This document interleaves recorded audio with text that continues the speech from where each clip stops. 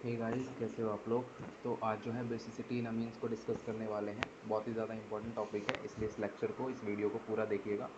और अगर आप इस चैनल पे नए हैं तो सब्सक्राइब ज़रूर कीजिएगा, लाइक कीजिएगा और दोस्तों के साथ शेयर करना बिल्कुल मत भूलिएगा, क्योंकि बहुत बहुत बहुत ज़बरदस्त चीज़ बताने वाला हूँ आज के लेक्चर में। तो हम बात करते हैं बेसिसिटी ऑफ अमीन्स की। बेसिसिटी ऑफ अमीन्स की बात करते हैं। तो सबसे पहले बेसिसिटी की बात करें, बेसिसिटी की बात कर लें। अमीन्स की तो बाद में बात करेंगे। बेसिसिटी का क्या मतलब होता है? बेसिसिटी का मतलब होता है, मैं इसी में बता देता हूँ। जैसे कि मान लो RNH2 है, ठीक है, ये अमीन्स होते हैं। अमीन्स क्या होते हैं? इस तरीके से अमीन्स का मतलब होता है, जैसे NH3 आपको पता है अमोनिया होता है। अमोनिया में से अगर मैं एक हाइड्रोजन निकालूँ, एक R जोड़ दूँ, तो ये क्या बनते हैं? RNH2 बन जाते हैं, ठीक है। सिमिलरली अगर मैं दो हाइड्रोजन निकाल दूँ तो, और दो आर जोड़ दूँ तो ये बन जाता है। तीन हाइड्रोजन निकाल के तीन आर जोड़ दूँ तो R3NH हो जाता है। ये 1 डिग्री अमीन होता है, ये 2 डिग्री अमीन होता है, ये 3 डिग्री अमीन होता है, ठीक है। तो अमीन्स आपके ये होते हैं। अच्छा, अब बात करते हैं कि इसमें बेसिसिटी ऑर्डर्स कैसे निकाला जाता है। तो बेसिसिटी की बात करते हैं पहले, जैसा कि अभी कर रहे थे थोड़ी देर पहले। बेसिसिटी का मतलब होता है कि अवेलेबिलिटी ऑफ लोन पेयर्स, तो कितना अवेलेबल है उस एटम के पास लोन पेयर। अगर लोन पेयर उसके पास अवेलेबल है तो ईजिली से H+ को डोनेट कर सकता है, या फिर यूँ कह लो कि H+ को एक्सेप्ट कर सकता है, ठीक है। H+ को एक्सेप्ट करने की टेंडेंसी को ही क्या कहते हैं? बेसिसिटी कहते हैं, ठीक है। तो इस टर्म में हमें बात करनी है। तो यहाँ पर RNH2 है और यहाँ पर R2NH है, यहाँ पर R3N है। अब इसमें हमें चेक करनी है लोन पेयर की अवेलेबिलिटी किस तरीके से रहने वाली है। तो यहाँ पर लोन पेयर को देखने के लिए कि कितना ज़्यादा बेसिक होगा, वो डिपेंड करेगा कुछ फैक्टर्स पे। जैसे दो तरीके से मैं आपको बता सकता हूँ। दो तरीके से कौन से? जैसे कि मान लो यहाँ पर मैंने कहा कि H+ कौन ईजिली एक्सेप्ट कर सकता है, तो क्या करो, H+ को पहले देकर देखो, इसको H+ को दे दो इसको, ठीक है। इस तरीके से दे दो, NH पॉजिटिव बनाएगा और ये हाइड्रोजन इस तरीके से रहेगा। सिमिलरली R2 N पे हाइड्रोजन पॉजिटिव और हाइड्रोजन इस तरीके से रहेगा। और सिमिलरली R3 N पर पॉजिटिव और ये हाइड्रोजन इस तरीके से रहेगा। तो इसमें अब आप ध्यान से देखेंगे तो ये जो बनकर आई है, जो हमारे पास स्पीशीज़ आई है, वो क्या है? कॉन्जुगेट एसिड है। कॉन्जुगेट एसिड है। आपको पता है ये तीनों ही क्या हैं? तीनों ही क्या हैं? ये बेस हैं। तीनों ही क्या हैं? ये बेस हैं। और बेस से आपको पता है कि हाइड्रोजन लेने के बाद वो क्या बन जाते हैं? किस में तब्दील हो जाते हैं? कॉन्जुगेट एसिड में कन्वर्ट हो जाते हैं। सिमिलरली जैसे आपके पास कोई भी एसिड रहता है, उसमें से H+ को रिलीज़ किया जाता है, तो वो क्या बनकर आता है? कॉन्जुगेट बेस बनकर आता है, ठीक है। अगर बेस होगा तो कॉन्जुगेट एसिड बनता है, अगर एसिड हुआ तो कॉन्जुगेट बेस बनता है। तो यहाँ पर कॉन्जुगेट एसिड बनकर आ गया है। अब ये कॉन्जुगेट एसिड जितना ज़्यादा स्टेबल होगा, जितना ज़्यादा स्टेबल होगा, उतना ही इसकी क्या होगी? उतना ही इनकी क्या होगी? बेसिसिटी होगी। उनकी भी क्या होगी? बेसिसिटी होगी। अब कॉन्जुगेट एसिड की स्टेबिलिटी किस तरीके से निकालते हैं? कॉन्जुगेट एसिड की स्टेबिलिटी को निकालने के लिए हम देखते हैं कि इलेक्ट्रॉन रिलीजिंग ग्रुप कितना प्रेजेंट है इसमें। जितना ज़्यादा इलेक्ट्रॉन रिलीजिंग ग्रुप प्रेजेंट होगा, उतनी ही कॉन्जुगेट एसिड की स्टेबिलिटी होगी, मतलब इनकी स्टेबिलिटी होगी। इन इन सभी कंपाउंड की क्या होगी? स्टेबिलिटी होगी। जितना रिलीजिंग ग्रुप जुड़ा होगा, उतना ही ज़्यादा कॉन्जुगेट एसिड स्टेबल होगा, और जितना ज़्यादा कॉन्जुगेट एसिड स्टेबल होगा, उतनी ही उसकी बेसिसिटी होगी। तो इस तरीके से आप निकाल सकते हो, ठीक है। ये एक आसान तरीका तो नहीं है, थोड़ा लंबा प्रोसीजर है, लेकिन आसान तरीका भी है। देखा जाए तो थोड़ा लंबा पड़ जाता है, ठीक है। एक और शॉर्ट ट्रिक बताऊंगा, लेकिन पहले इसको समझ लीजिए आप। तो देखिए, इसमें रिलीजिंग ग्रुप चेक करना है, तो मैं यहाँ पर देखो रिलीजिंग ग्रुप के बारे में अगर मैं बताऊँ, तो यहाँ पर R ग्रुप जो होगा ये रिलीजिंग ग्रुप होगा, क्योंकि ये कुछ ना कुछ रहा होगा, मिथाइल रहा होगा चाहे इथाइल रहा होगा, तो इसका प्लस आई इफेक्ट है। कितने R ग्रुप लगे हैं? 3 R ग्रुप लगे हैं, 3 बार प्लस आई देगा। यहाँ पर 2 R लगे हुए हैं तो 2 बार प्लस आई इफेक्ट शो करेगा। यहाँ पर एक ही R है तो एक ही बार प्लस आई शो करेगा। मतलब इस केस में इलेक्ट्रॉन रिलीजिंग ग्रुप ज़्यादा है, तो कॉन्जुगेट एसिड ये वाला ज़्यादा स्टेबल होगा।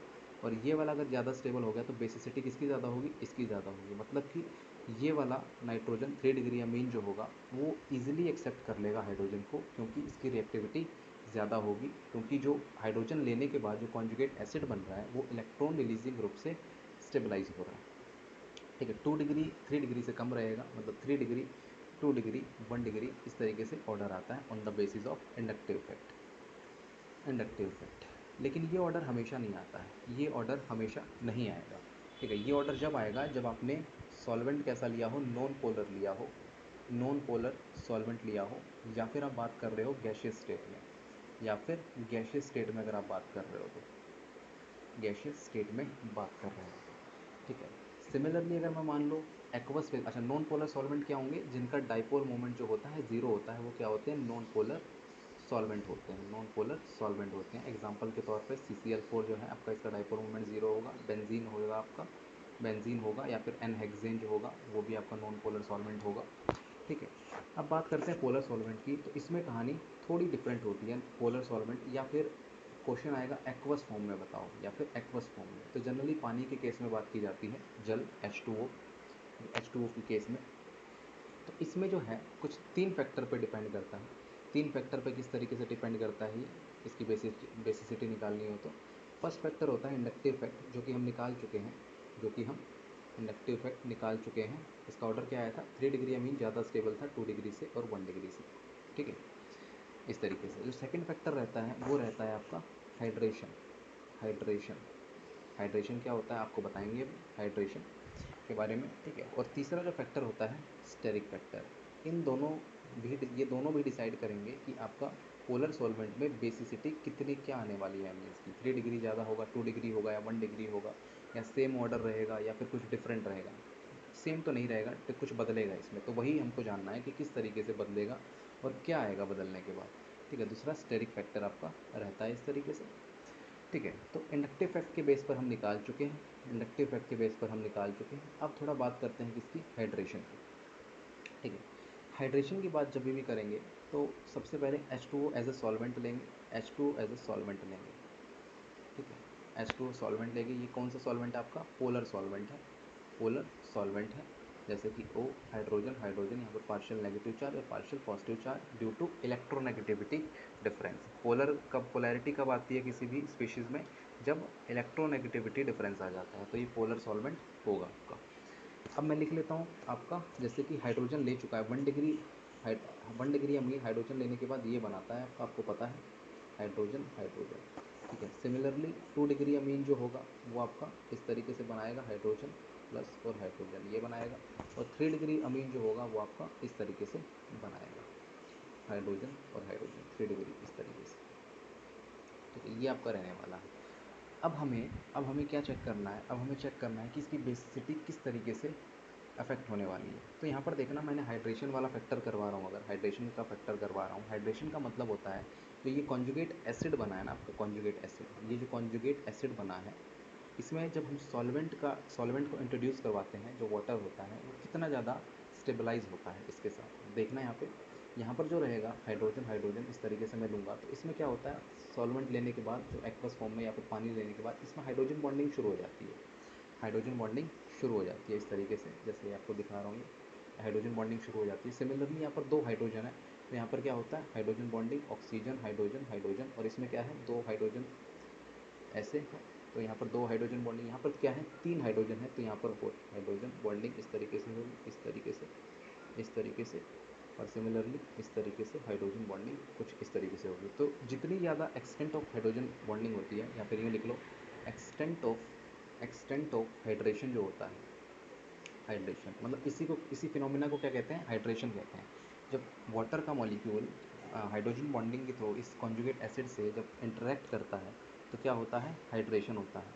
ठीक है, हाइड्रेशन, इसी को क्या कहते हैं, हाइड्रेशन कहते हैं। और इससे निकलने वाली एनर्जी, जो इस हाइड्रोजन बॉन्ड के होने के बाद जो एनर्जी रिलीज़ हो रही है, उसको क्या कहते हैं, हाइड्रेशन एनर्जी कहते हैं। ठीक है, तो आप लिख सकते हैं अपनी कॉपी में, जो मैंने रिपीट किया। अगर दोबारा से अगर लिखना होगा आपको, तो वीडियो को ज़रा बैक करके रिवाइंड करके आप देख सकते हैं। ठीक है, अच्छा, तो बात कर रहे थे एक्सटेंट ऑफ हाइड्रेशन, वो डायरेक्टली प्रोपोर्शनल टू होता है stability of conjugate acid. Conjugate acid की स्टेबिलिटी पे डिपेंड करता है ये आपका एक्सटेंट ऑफ हाइड्रेशन। तो एक्सटेंट ऑफ हाइड्रेशन किस में ज़्यादा होगा, जिसमें ज़्यादा हाइड्रोजन बॉन्डिंग होगी। तो हाइड्रोजन बॉन्डिंग जो है किस में ज़्यादा दिख रही है, इसमें 1, 2 और 3 हाइड्रोजन बॉन्डिंग दिख रही है, इसमें सिर्फ 2 दिख रही है, और इसमें तो सिर्फ 1 ही दिख रही है। मतलब कि हाइड्रोजन बॉन्डिंग के या फिर एक्सटेंट ऑफ हाइड्रेशन के बेस पर अगर मैं ऑर्डर निकालूँ बेसिसिटी का, तो आना चाहिए 1 डिग्री, 2 डिग्री और 3 डिग्री। तो ये आपका ऑर्डर आना चाहिए। अब इंडक्टिव फैक्ट में 3 डिग्री 2 डिग्री 1 था, 3 डिग्री 2 डिग्री 1 डिग्री था, और इसमें 1 डिग्री 2 डिग्री 3 डिग्री थी। अब स्टेरिक फैक्टर पे भी देखते हैं। स्टेरिक फैक्टर भी बहुत अहम रोल प्ले करता है आपका। स्टेरिक फैक्टर का मतलब है कि जैसे कि आपका NR हाइड्रोजन, हाइड्रोजन है, यहाँ पर R नाइट्रोजन, हाइड्रोजन और R है। ठीक है, और इधर आपका रहेगा आर नाइट्रोजन आर और आर, ठीक, इस तरीके से रहने वाला है।